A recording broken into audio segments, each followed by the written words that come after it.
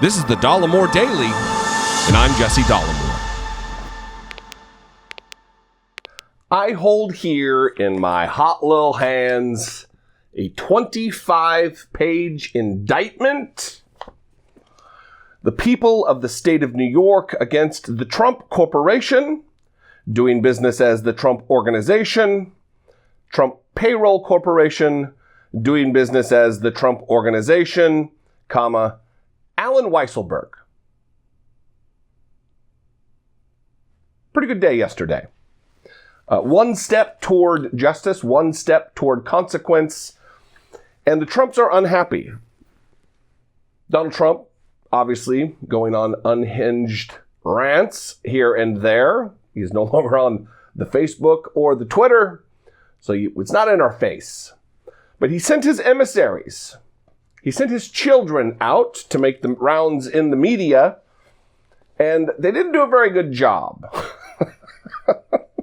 They really just freaked out on Newsmax and Fox News all day. The first clip I'm going to play is Eric Trump. First of all, look, I've talked about Tucker Carlson syndrome, and it applies certainly to the Trump children who've never actually done or earned anything. They've never created anything, just like their do-nothing loser father, who also never created anything himself. He was given it by his father, who did the creating.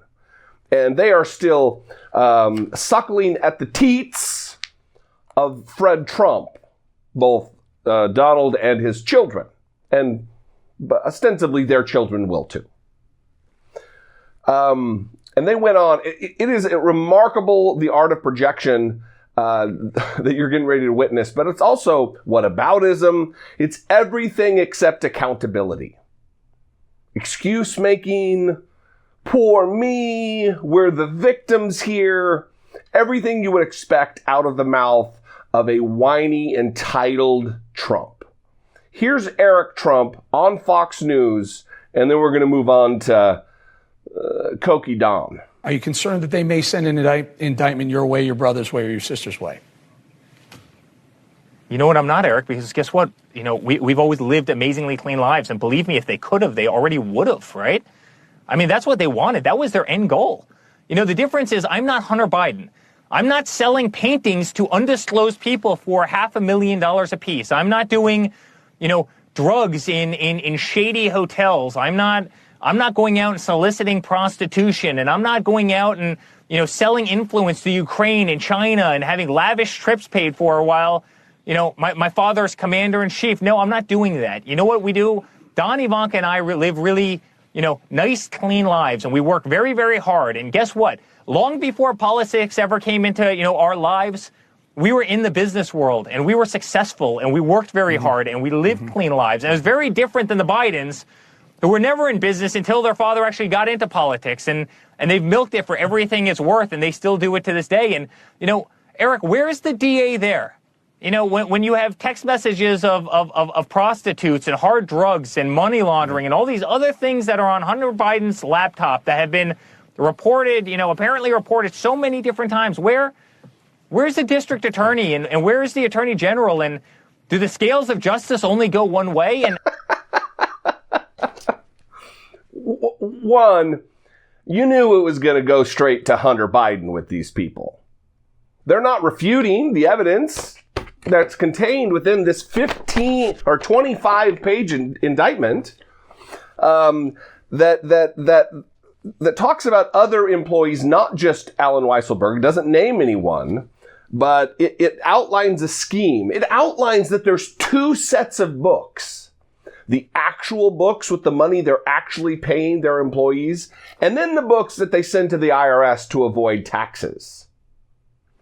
It says here, remarkably, I'm not going to read the whole thing, but this particular line here on page 4, one of the largest beneficiaries of the defendant's scheme, one of the largest, not the largest, keep that in mind, language here is important. One of the largest individual beneficiaries of the defendant's scheme was Alan Weisselberg, During the operation of the scheme, the defendants arranged for Weisselberg to receive indirect employee compensation from the Trump organization in the approximate amount of $1.76 million. They don't address that in their whining on Newsmax. I think I said Fox News earlier. They don't address the whine. They don't address the facts. They don't address the allegations. They don't address the fraud, the crimes. They talk about living a clean life. In trying to have it be an indictment of the drug addict, someone who suffered with the disease of addiction for much of his adult life, Hunter Biden. They're making it personal rather than just addressing the claims here. And speaking of clean living, Don Jr. Cocaine is a hell of a drug. Don Jr. was on Fox News doing the exact same crap. Watch this. Listen, Jesse, this is the political persecution of a political enemy. This is what Vladimir Putin does. Just ask Novotny. He's been sitting in a cell. They're not sure why. But guess what? If no one's going to challenge him and no one's going to call it out, that's what's going to happen. And that's what's happened in New York. They spent more than 2 years, but they've been looking approximately 5 years, because this is what? Like the equivalent of Russia. Like this is the 12th iteration, right? That failed. Mueller failed. Ukraine failed. Don Jr. treason failed. Don Jr. perjury failed. They're going to keep going. This is what they promised. They joined, the DA's office joined, Jesse, with the Attorney General's office because she herself campaigned on, I'm going to take down Trump. We're going to do this before seeing anything. After 5 years, 3 million documents, countless witnesses and hours of grand jury testimony, outside forensic auditors, this is what they come up with. They're going to charge a guy who's 75 years old on crimes of avoiding paying taxes on a fringe benefit. Like, people in corporate America get a corporate car. Jesse, I'm sure you've paid taxes every time you've taken a car to or from work, right? It happens sometimes. This is what they've did. This is not what they promised the American public, but they have to do something. Notice how they brought it Thursday late afternoon going into 4th of July weekend, because it's nonsense. But this is what they do to their enemies. No different than Putin, no different than the mullahs. They can do it. They can tie you up. They can try to destroy a man's life, his reputation. That's all this has been. And this is what they've got after all of that time. Now, imagine the millions they spent had they done that actually trying to stop real criminals in New York, like the tens of thousands that looted in New York last year. Hundreds of them were released without even a slap on the wrist just last week. Penn Station's like a war zone. The city's going to hell, and this is where they're focusing because, it's easy to go after your political enemies in deep blue states and cities like New York. This is political persecution. Well, first of all, it's the same thing I said yesterday, that Donald Trump is going to want to remain in the political arena, if not as a candidate, but at least as a kingmaker in politics, for the fact that he believes it will shield him from consequence. It'll shield him from the legal ramifications of his criminality. I don't believe that to be the case, especially in New York, where there have been 2 separate cases that have gone to fruition where he's actually had consequence. Mild, no jail time, no charges, but substantial fines. $25 million in the Trump University case, and a $2 million fine in the fraudulent activities of their charity while they were stealing from kids with cancer. There are consequences in the state of New York for the Trumps.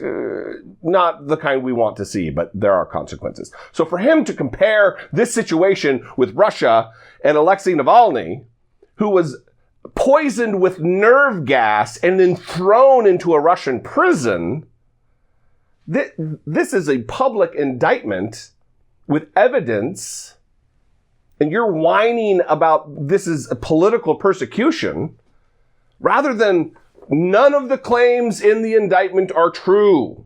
They are all lies. You didn't hear Don Jr. say that, did ya? Instead, it's rambling about political persecution, the Russia. All of which, by the way, had merit. Both impeachments had merit. You weren't exonerated because of your innocence, Donald Trump and family. You were exonerated. You weren't convicted of those in those impeachment trials because you had a cabal of Republicans who allowed you to slip through the cracks and get away with proverbial murder.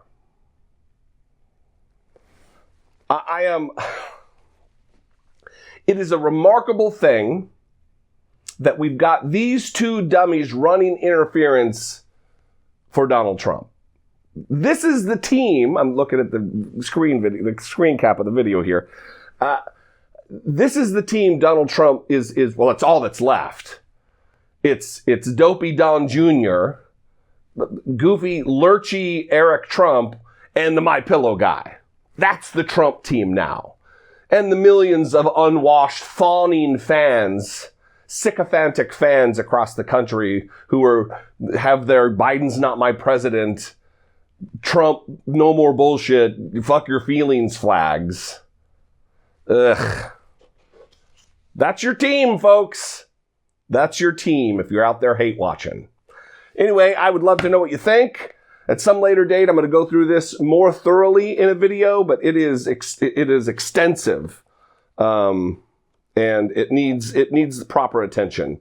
But just know that there are remarkable crimes outlined here, and I can't imagine that Alan Weisselberg isn't going to flip. Anyway, I'd love to know what you think. Please send me a voicemail. 714-576-4054. You can email me daily@dollemore.com. I would appreciate you considering supporting my work here on the platform. Click the enjoy button, see what's involved. That would be fantastic.